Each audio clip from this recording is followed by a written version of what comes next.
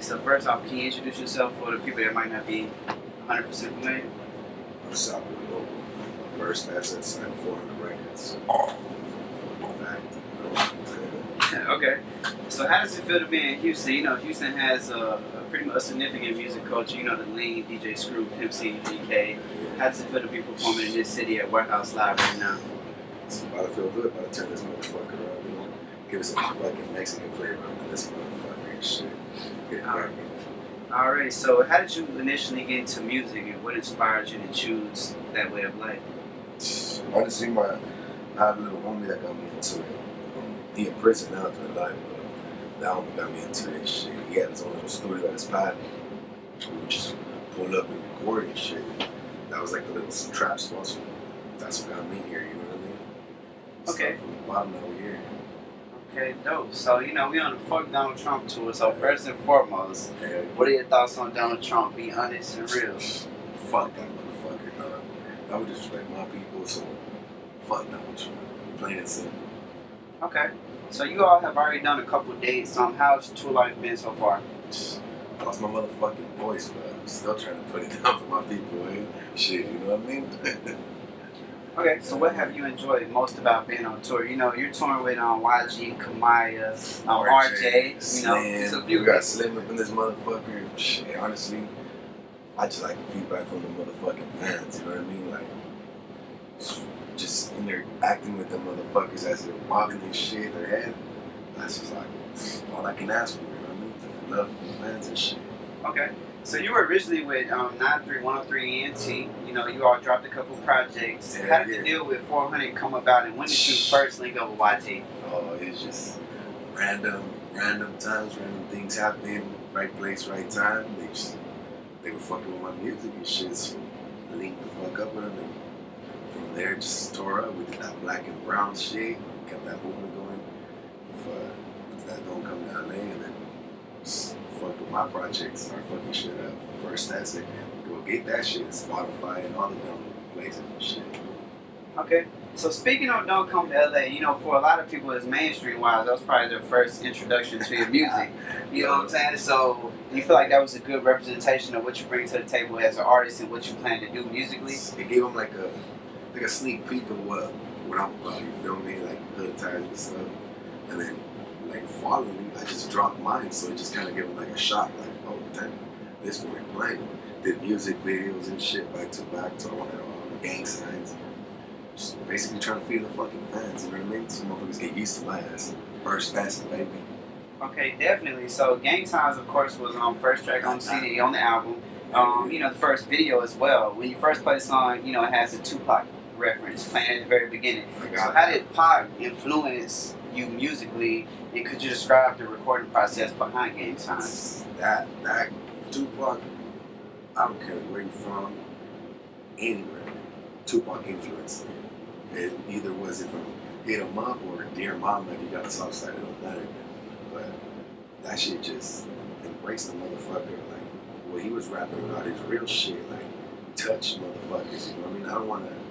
I don't want you to like the beat, I want you to listen to my shit. So when you listen to my shit, you can close your fucking eyes and just like, oh shit, visualize, you know what I'm saying? When I recorded Gang Signs, shit, that was my brother's beat actually. And that fool, he had it there sitting, so when I pulled up on it, I just go through it. If it's on my computer, I'm pulling them files up, you feel me? So I started fucking with the beat. Out of nowhere, that shit just came to me. Like, everybody go, put your hands up, put your hands up, gang signs up in the sky, you know? I just did it so everybody can relate to it, you know what I mean? And then, bang, that shit just came out the way it did. Okay. So speaking on gang signs, of course, you know, the gang culture, we just came from LA, matter of fact, a week and a half ago. Yeah. Gangs have always been big in LA. You know, recently it's probably died down a little bit as opposed to, you know, the 90s and the 80s, but how do you feel that gangs, you know, influenced your life growing up and musically? You know, because like I said, it's a big part of LA. I mean, if I probably wasn't in gangs, I really wouldn't have much to rap about, or like, it would just be love shit, you feel me? Like every other motherfucker. Like, luckily, I mean, not luckily, I guess it is what it is, but I went through that struggle, so I get to rap about it. Like, what the fuck I've been through and shit. So dope, whatever the fuck it is, the situation it was, I put it in my lyrics and so motherfuckers can get that intel of how I'm living, Mexican fucking lives and shit. You know what I mean? Snoop already gave you the intel back then how it was to be a Crip. YG gave you guys an intel how it is to be a Blood. I'm gonna give you guys an intel how it is to be a motherfucking Mexican. That's what the fuck you're gonna do. Okay, so speaking on Hispanics, historically, I guess African Americans and Hispanics, we've kind of been divided at sometimes and together at other times. How does it feel, to be working with an artist like YG, two different races, but you all are able to come together and work together versus, being divided? Personally, to me, you could be brown or pale, it don't matter to me. The only color that calls shots in this world is green, you know what I mean? That shit's back in the days. You motherfuckers still tripping on colors and shit. That's when you ain't really advancing. Money talks. About money is what fucking makes the world run, whether you're out or in prison. That's real shit. You feel me? Okay. So you recently dropped your project, The First Essay. How did the project come about? Because I know before that you had the project, I'm Still Around, dropped a few visuals. How did this new project come about on 4Hunnid? I just try to give you a little intel of what the fuck I'm trying to do. Like, I'm ready for my people. I'm Mexican straight out. Pops from Guanajuato, like, I seen Aguenza, like, so when I put all that some music together, it was like, fuck, what am I trying to, I'm trying to give you guys an intel of me, like, what better way to do it with a big old Mexican flag on the side of my fucking big old head sideways, you feel me? And then we did get Raza on there, I Want It All, Gang Signs, Survive, like, it's all like, gives you a little intel of the motherfucker, you feel me? Okay, definitely. So speaking on the Raza track, at the beginning of the track, well, actually throughout the track, you're rapping in Spanish, obviously. Yeah. So how did you feel, you recording that song for the people that maybe cannot understand Spanish? How did you feel that when interpreted? As I was doing it, oh God, I was already thinking like, now these motherfuckers gonna be like, what the fuck? I mean, it's 400 records, they probably, YG didn't even know what the fuck I was saying when I told him this. He was tripping out. Fuck you, I don't know what the fuck you're saying, but we fucking fighting to it. I explained to the homie what it was, and I just basically wanted to, like, if I would have rapped it in English, how am I really doing it for my people? They ain't gonna understand what the fuck I'm saying. So I did kind of like Spanglish, you feel me? So most Mexicans, they know a little bit of Spanish. Whether it's bad words, I don't care, they know some of it. So when it came together, it just, Viva, like, it just gave me that vibe, like, you want to put your hands up even if you're not Mexican, like, it's that vibe to it, you feel me?